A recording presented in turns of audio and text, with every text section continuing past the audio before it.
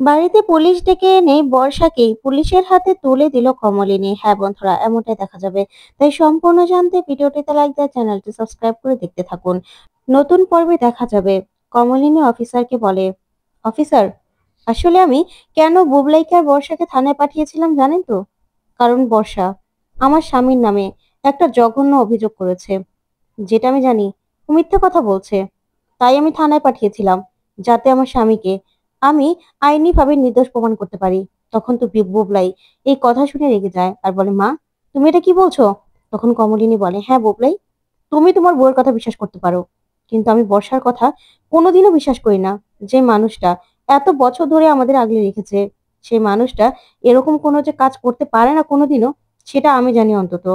তখন বর্ষা বর্ষা এই কথা শুনে ভয় পেয়ে যায়। তখন কমলিনী বলে, শোনো বুবলাই, তোমার বউ কি সেটা তুমি জানো না?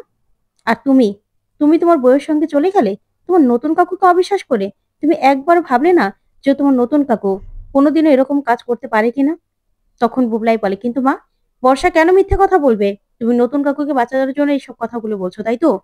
তখন কমলিনী বলে, না, আমি তোমার নতুন কাকুকে বাঁচানোর জন্য বলিনি। তবে বর্ষা যে কথাটা বললো যে আমার আলমারি নাকি অগোছানো ছিল, জামা কাপড় এদিক ওদিক ছড়ানো ছিটানো ছিল, আমার আলমারি কোনোদিনও অগোছানো থাকে না বুবলাই। সেটা অন্তত আমি জানি।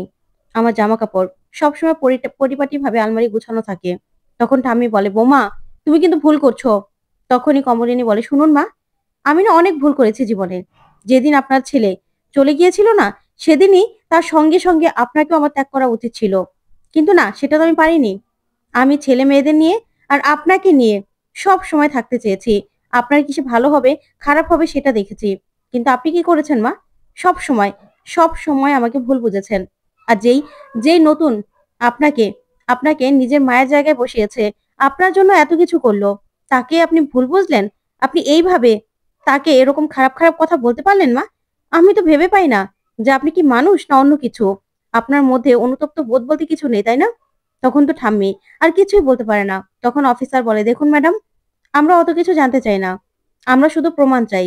আইন না প্রমাণ চাই। আর এখানে এখানে মেয়েটা যখন বলছে যে ওনার সঙ্গে এটা ঘটেছে, তাহলে আমাদের তো তদন্ত করতে হবে।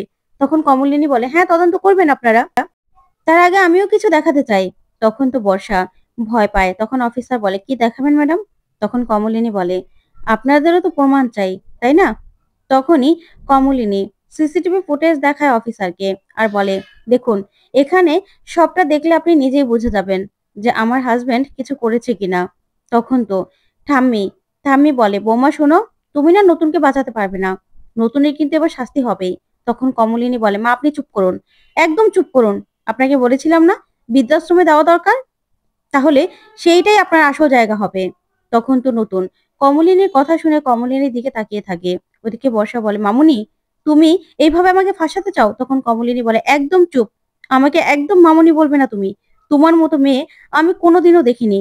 তুমি আমাকে একদম মামুনি বলে ডাকবে না। তখনই অফিসার সেই সিসিটিভি ফুটেজ দেখেই বর্ষাকেই ধরে নিয়ে যেতে চায়। তো বন্ধুরা, কেমন লাগলো আজকের আপডেট? কমেন্ট করে জানাতে ভুলবে না। ধন্যবাদ।